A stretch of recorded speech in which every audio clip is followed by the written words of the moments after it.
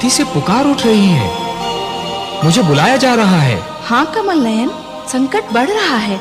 मंथन असंभव सा लगने लगा है। और यदि मंथन नहीं हुआ तो जीवन संकट में घिर जाएगा। देवता अमृत से वंचित रह जाएंगे और दानव संस्कृति की जीत हो जाएगी। परंतु हे कमल नयन, मंथन कैसे होगा? मंदराचल तो समुद्र में डूबा जा रहा है। उसे स्थिर करने के लिए कोई महान ठोस वस्तु मिलेगी कहां से भला? प्रिय, मैं धरती और जीवन का पालक हूं।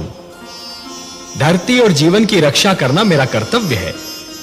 मैं मंदराचल को अपनी पीठ पर रोक लूंगा। आप मंदराचल को अपनी पीठ पर रोकेंगे? हाँ प्रिय, मैं कूर्म का रूप धारण करूंगा। यह मेरा कूर्मावतार होगा।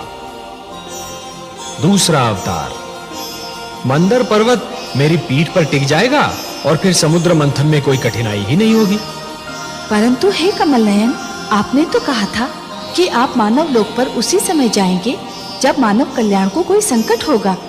ये तो देवताओं और दानवों का झगड़ा है। इसमें हस्तक्षेप करने के लिए आपको अवतार लेने की क्या आवश्यकता है?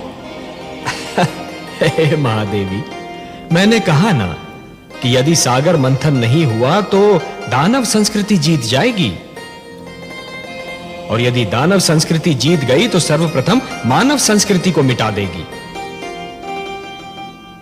देवता उनके आगे नहीं टिक पा रहे तो मानव कहां से ठहरेगा?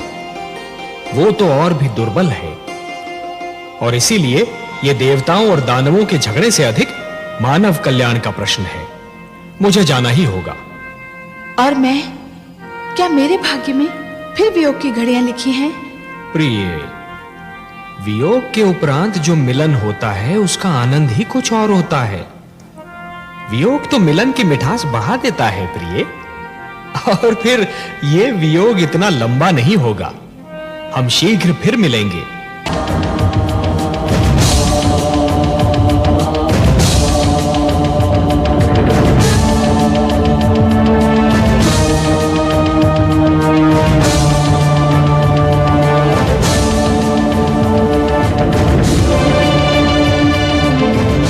हे देवगण, तुमने मुझे पुकारा, मैं आ गया हूं। यह कूर्म नहीं, स्वयं मैं हूं। मैं सागर तल में जा रहा हूं देवगण। मैं मंदराचल को अपनी पीठ पर धारण करूंगा।